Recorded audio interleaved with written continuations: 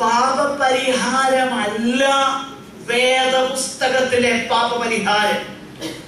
വേദപുസ്തകത്തിൽ നാം കാണുന്നത് വളരെ നിസ്തുലമാകുന്ന പാപപരിഹാര പ്രവൃത്തിയാണ്. എന്തുകൊണ്ടാണ് അത് നിസ്തുലമാണെന്ന് പറയുന്നത്? Why it is so unique, matchless, it is incomparable, which we don't find elsewhere, because all other religions teach getting remission of sin by doing certain things. ചില കാര്യങ്ങൾ ചെയ്ത് പാപത്തിന് പരിഹാരം വരുത്തുന്നതിനെ കുറിച്ചൊക്കെ എല്ലാ മതങ്ങളും പഠിപ്പിക്കുന്നുണ്ട്.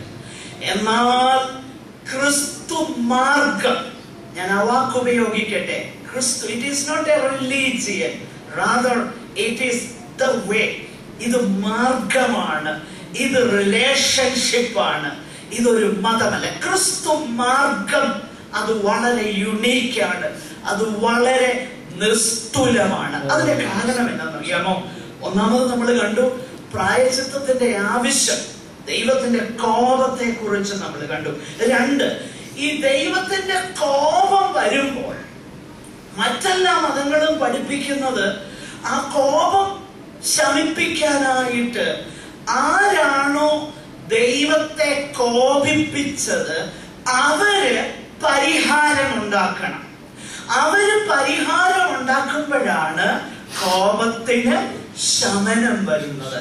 എന്നാൽ ക്രിസ്തുമാർഗത്തിന്റെ സവിശേഷത അത് കോപത്തിന് പരിഹാരം വരുത്തുന്നതും അകോപിഷ്ഠനായ ദൈവം തന്നെയാണെന്നുള്ളത്. അതുകൊണ്ടാണ് ദൈവകോപത്തിന് ദർശനം വിട്ട് പാപി ഞാനോട് ചെയ്ത സർവലോകത്തിൻ നായക നിൻവിലാവും വിണ്ടല്ലോ. ദൈവകോപം, കോപം ജ്വലിച്ചു നിൽക്കുമ്പം ആ കോപത്തിന് പരിഹാരം വരുത്തുന്നതും ദൈവമാണ്. എന്ന് പറഞ്ഞാൽ രക്ഷയുടെ ആരംഭം മുതൽ അവസാനം വരെ ദൈവം കരുണ ചെയ്ത് അത് സകലം അവന്റേതാ. ഈ പദ്ധതിയും അവന്റേതാ, ആദ്യത്തെ തീരുമാനവും അവന്റേതാ, പ്രവൃത്തിയും അവന്റേതാ. പിന്നെ നമ്മൾ അങ്ങ് ചെന്ന് ചേരുന്നതിന്റെ അടിസ്ഥാനം അവന്റെ കൃപയാ. കൃപയിൽ തുടങ്ങി കൃപയിൽ തുടർന്ന് കൃപയിൽ തീരുന്നതാണ് വിശ്വാസത്താലുള്ള നീതീകരണം. ഇതിനകത്ത് എനിക്ക് കോൺട്രിബ്യൂട്ട് ചെയ്യാൻ ഒന്നുമില്ല, സകലം ദൈവം ചെയ്തു. ഞാൻ വിശദീകരിക്കാം. എന്റെ കോൺട്രിബ്യൂഷൻ ഇതിനകത്ത് ഒന്നുമില്ല, മുഴുവൻ ദൈവത്തിൻ്റെതാണ്. ഒരു വാക്യം ഒന്ന് വായിക്കാമോ? 1 യോഹന്നാൻ 4-ാം അധ്യായം 10-ാം വാക്യത്തിൽ അവൻ നമ്മെ സ്നേഹിച്ചു, തന്റെ പുത്രനെ നമ്മുടെ പാപങ്ങൾക്ക് പ്രായശ്ചിത്തം ആകുവാൻ അയച്ചത് തന്നെ സാക്ഷാൽ സ്നേഹമാകുന്നു. ദൈവത്തിന്റെ സ്നേഹം, നമ്മോടുള്ള ആ പ്രീതി വാത്സല്യം, അകൃത്യത്തെ കണക്കിടാത്ത, ദോഷം കണക്കിടാത്ത ആ ദൈവസ്നേഹം, ആ അഗപ്പേ ലവ്, അതിന്റെ കാരണത്താൽ ദൈവത്തിന്റെ ആ വലിയ സ്നേഹത്തിന്റെ അടിസ്ഥാനത്തിൽ, എന്ന് പറഞ്ഞാൽ the love, the idea, the purpose, the initiative, the action, the gift, everything is of God.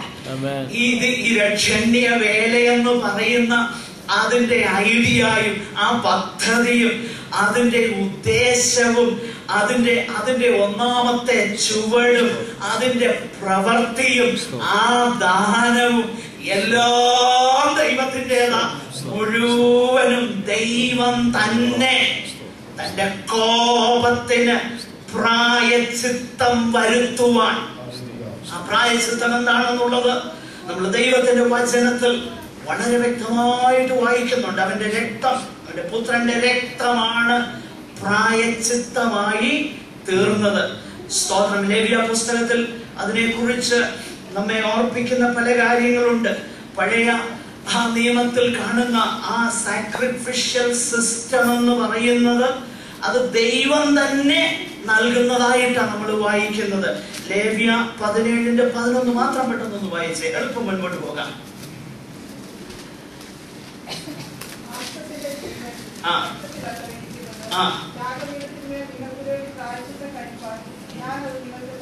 ഞാനത് നിങ്ങൾക്ക് തന്നിരിക്കുന്നു. ഞാൻ ഈ ഐഡിയ എല്ലാം ഒറിജിനേറ്റ് ചെയ്യുന്നത് ദൈവത്തിങ്കൽ. മനുഷ്യൻ തുടങ്ങിയ ഒരു കാര്യമല്ല. പിന്നെയോ ദൈവം തന്നെ ഇനിഷ്യേറ്റ് ചെയ്തു, ദൈവം തുടങ്ങി. In other words, God gave His Son to die in our place, and in giving His Son, He gave Himself. ആ നമ്മുടെ പകരമായിട്ട് തന്റെ പുത്രന്റെ രക്തം ക്രൂശിൽ ചിന്തപ്പെടാൻ തന്റെ പുത്രനെ തന്നു. അങ്ങനെ തരുന്നതിൽ ദൈവം തന്നെ നമുക്ക് വേണ്ടി അങ്ങ് തരികയാണ് ചെയ്തത്. അതാണ് 5-ാമത്തെ അധ്യായം റോമാലേഖനത്തിൽ നമ്മൾ വായിക്കുന്നത്. അതിന്റെ 8-ാം വാക്യത്തിൽ, ക്രിസ്തുവോ നാം പാപികൾ ആയിരിക്കുമ്പോൾ തന്നെ നമുക്ക് വേണ്ടി മരിക്കയാൽ ദൈവം തനിക്കുള്ള നമ്മോടുള്ള സ്നേഹത്തെ പ്രദർശിപ്പിച്ചിരിക്കുന്നു. 8:32 സ്വന്തം പുത്രനെ ആദരിക്കാതെ നമുക്കെല്ലാവർക്കും വേണ്ടി ഏൽപ്പിച്ചു തന്നവൻ എന്ന് പറഞ്ഞാൽ ക്രിസ്തീയ മാർഗം, രക്ഷാമാർഗം എന്ന് പറയുന്നത് ഇറ്റ് ഈസ് സോ യുണീക്ക്. അത് വളരെ നിസ്തുലമാണ്. നമുക്കതിൽ ഒരു പങ്കുമില്ല. ദൈവം തന്നെ തന്നു. തന്നിൽ നിന്നും നമ്മെ രക്ഷിക്കാൻ, തന്റെ കോപത്തിൽ നിന്ന് നമ്മെ രക്ഷിക്കാൻ തന്നെ നമുക്ക് തന്നു. അതാണ് കാൽവറി ക്രൂശ്. ഞാൻ പറയുന്നത് മനസ്സിലാകുന്നുണ്ടോ? തന്റെ കോപത്തിൽ നിന്ന് നമ്മെ രക്ഷിക്കാൻ തന്നെ നമുക്ക് തന്നതാണ് കാൽവറി ക്രൂശ്. അതാണ് വിശ്വാസത്താലുള്ള നീതീകരണം. It is so unique, so unique. അതിന് തുല്യമായിട്ട് വേറൊന്നുമില്ല. എന്റെ പ്രിയരെ, ഞാനൊരു കാര്യം മനസ്സിലാക്കണം. It cost him so much. It cost him so much. കൃപയെന്നുള്ളത് ഫ്രീ ഗിഫ്റ്റ്. ഫ്രീ ഗിഫ്റ്റ് എന്ന് പറയുന്നത് വിലയില്ലാത്ത ഗിഫ്റ്റ് ആണെന്ന് ഓർക്കരുത്. വിലയില്ലാത്തതല്ല കൃപ. കൃപയെന്നുള്ളത് ഏറ്റവും വിലയേറിയത്. ഡിട്രിക് ബോൺഹോഫർ എന്ന് പറയുന്ന ആ മനുഷ്യൻ എഴുതിയ ഒരു പുസ്തകമുണ്ട്, ദ കോസ്റ്റ് ഓഫ് ഡിസൈപ്പിൾഷിപ്പ്. അദ്ദേഹം അത് പറയുന്നുണ്ട്, കോസ്റ്റ്ലി ഗ്രേസ്, വിലയേറിയ ദൈവകൃപ. എന്താണെന്നറിയാമോ? It cost God his only son. ഏകജാതനെ ബലിയായി തന്നിട്ടാ നമ്മെ രക്ഷിച്ചത്. ഇതിനെ കുറിച്ച് ഇല്ലസ്ട്രേറ്റ് ചെയ്യുവാൻ ഞാൻ വായിച്ച മനോഹരമാകുന്ന ഒരു സ്റ്റോറി ഉണ്ട്. ഒത്തിരി കാലം മുമ്പ് വായിച്ചതാ. അത് എന്റെ മനസ്സിൽ നിന്ന് ഇങ്ങനെ മാഞ്ഞു പോകാതെ എപ്പോഴും ഉണ്ട്. ചിലയിടത്തൊക്കെ ഞാൻ സുവിശേഷ പ്രസംഗത്തോടുള്ള ബന്ധത്തിൽ അത് പറയാറുണ്ട്. ഇവിടെ ഞാൻ പറഞ്ഞിട്ടില്ല. ഒരു ചെറിയൊരു സ്റ്റോറി. അതിങ്ങനെയാണ്, ഒരു റെയിൽവേയിൽ ജോലി ചെയ്യുന്ന ഒരു പ്രിയ വെസ്റ്റേൺ കൺട്രിയിൽ നടന്ന ഒരു സംഭവമായിട്ട് എഴുതിയ ഒരു സ്റ്റോറിയാണ്. വെസ്റ്റേൺ കൺട്രിയിൽ അല്ലെങ്കിൽ പാശ്ചാത്യ രാജ്യത്ത് റെയിൽവേസിൽ ജോലി നോക്കുന്ന ഒരു മനുഷ്യൻ, അദ്ദേഹത്തിന്